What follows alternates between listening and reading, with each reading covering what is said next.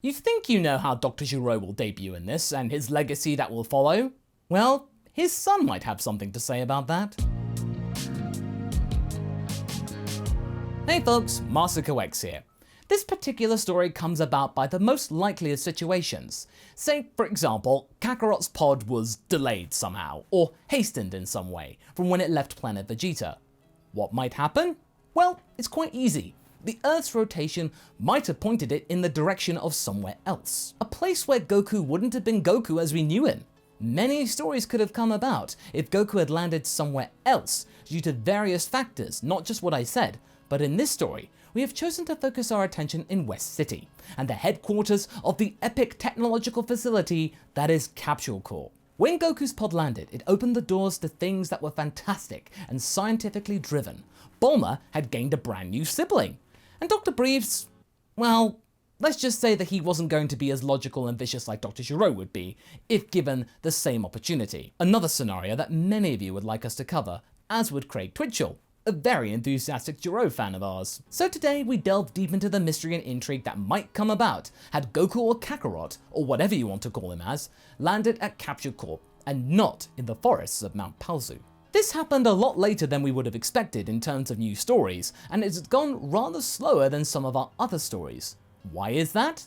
Well, it's because with Goku, as we call him Bocksa, after boxer shorts, keeping it in the family there, have a lot going on in their lives, and so we have taken a more laid-back approach to proceedings. Because Dragonball inherently is quite chilled in comparison to Z. We still get Bocksa becoming a pupil of the Turtle School though. But because of the Capsule Corp backing and living conditions, Bocksa has become quite a whiz when it comes to using his hands and understanding basic mechanics and engineering. In short, you could imagine Bocksa being one of those guys who'd had a small workshop in a small town where the town's mechanical maladies would be fixed. However, when you cast your mind back, we still have Launch in this story, and in this scenario, she gets to do a lot more and even appreciates the power of Bocksa and friends, much more so than ever. In the last part, Launch had begun to train with the likes of Krillin, Roshi, Mark, and her coarse personality had been tempered somewhat. She had now even bested the likes of Bocksa and was the one to take the lesson in managing one's expectations, always seeking a new challenger, that thing against Jackie Chun. She does lose, sure, but her switching personalities are more in sync than ever, being able to remember more events whenever they shifted. However, when the tournament is over and our gang are back home, Colonel Silver and the Red Ribbon Army have made themselves known. Bocksa still makes the trek to Jingle Village to go up the levels of it and gets to Major Metallitron, but doesn't succeed like in the original. Instead, he is captured. This is where things get interesting. Much mystery surrounded the arrival of Dr. Briefs' son. When did that happen? Was it really their kid? Or was it something else? The Red Ribbon Army were keen to find out. Now, as you could imagine, Bocksa is in great danger.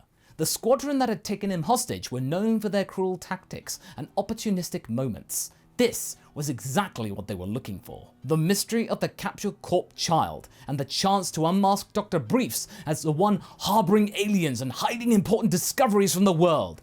They would be buried by this, and the Red Ribbon Army outfit would be there to pick up the pieces and then pick up the corporation for a handful of zennies by a destitute doctor seeking some cash.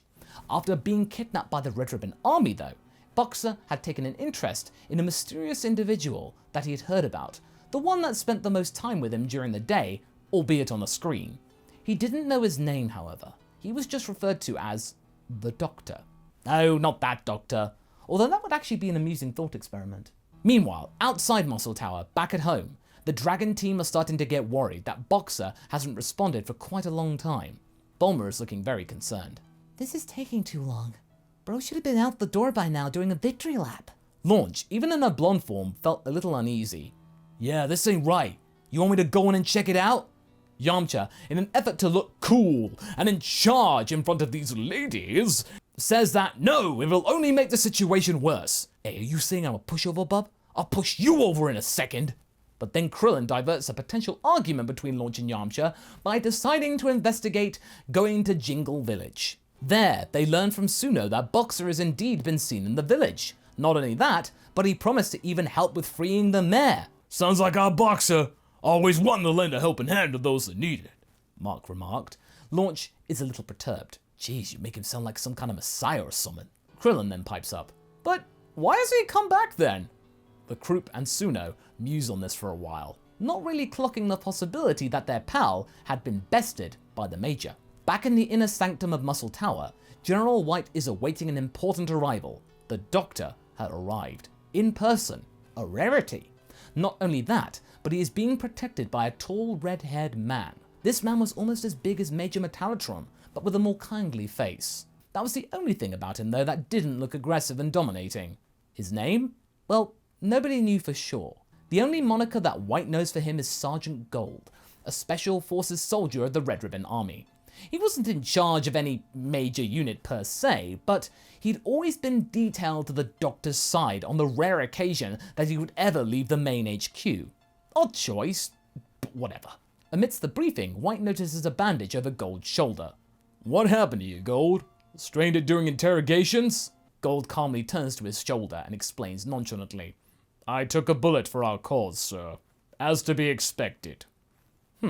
So he's not one for conversation then. White noticed that the Doctor also didn't appreciate the joke. That's weird. Why would he get so touchy about a generic grunt? Well, better not dwell further into this. There were a lot of rumors about this. He was all too aware that Commander Red held these two in high regard. Also, there was a particular rumor that these two were related in some way. Father and son, apparently? So he better watch his tongue about Gold. Otherwise, all he'd be seeing is red. And red, if you know what I mean. The pair then go to see Bocksa, who is being guarded by Metallitron. The mechanical major is pretty content to see his creator. The Doctor turns to him. "Good to see you, Major. How is our guest doing? Does he find our facilities to his liking?" "In a way, Doctor. He was quite resistant to having his blood sample taken. Other than that, he is slowly getting tired of the shackles, sir. It won't be long before his spirit is as shattered as his energy levels." "Good. You will be called if I need further assistance. You are relieved of your duty." The Major gets up and stomps out of the room. He turns back to the Doctor. "If you need me, I'll be back." For a while they stand there in silence. They are left alone with a contained Bocksa. In the midst of this, Gold asks an important question. "May I speak to him, Father? Alone?" The Doctor doesn't take too kindly to this. "Oh, you think you can do a better job at getting information than I could, my boy?" This dents Gold's confidence somewhat. He shakes his head. "Maybe before we begin your procedures, we can get some intel? Something that will give you things to work with? After you start, I fear that his mind will be compromised is all." The Doctor considers this for a little bit. Yeah, perhaps he'd been a bit too quick to judge. "You know what? I'll allow it. I shall leave you two alone. I still need to prepare my tools anyway. No second chances if you fail to retrieve anything, got it?" The Saiyan boy is pretty defensive, and though he is quite tired of the restraints, he still seems like he is willing to battle the large ginger man. Ah yes, his spirit is indeed quite strong. "What's your name, little one?" Gold asks calmly. "I'm not telling you anything," Bocksa growls. "That's a weird name." A bit of humor to break the ice, which elicits no reply. "My name is Gebo, but everyone around here calls me Gold. What is your name?" "I'm not telling you anything. You work for those evil people." "Evil?" Gebo raises an eyebrow. "Listen, I understand you may be confused and resentful. After all, we captured you against your will. But, according to my knowledge, you are attacking our base of operations. That sounds like something an evil person would do. Does that make you the evil one?" "You kidnapped the mayor of Jingle Village." Gebo lets out a long sigh. "Listen, I know we started off on the wrong foot, but we are not evil people. We are just willing to do everything that is necessary to ensure the steady progress of the human race. My father especially is very keen to realize that idea. We believe that you may be the key in us achieving our goal. All he wants to do is examine you. We have reason to believe that you are not human." "Do you honestly believe that? "What do you mean?" That you people aren't evil? Is that why you keep telling yourself to feel better?" Gold moves his chair closer, his pose a little more relaxed. "I won't lie to you. The way my father is going to examine you will not be pleasant. I would like to avoid that happening to you. All you have to do is talk to me. You can tell us something about your people, for example. That way, we can work together. Me, you, my father, the army, even your friends. We can work together to make Earth a better place for everyone. Wouldn't you like that? Except those who don't agree with you. I saw what you people are doing to those who don't want to play by your rules. Gebo sighs again, his patience being tested. I am really trying to help you here. But yes, there are sacrifices that we need to take. But what are a few sacrifices if it means that you can eliminate things like poverty, hunger, and sickness?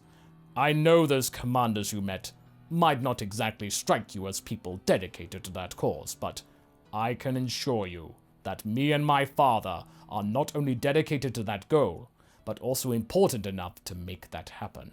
By hurting people?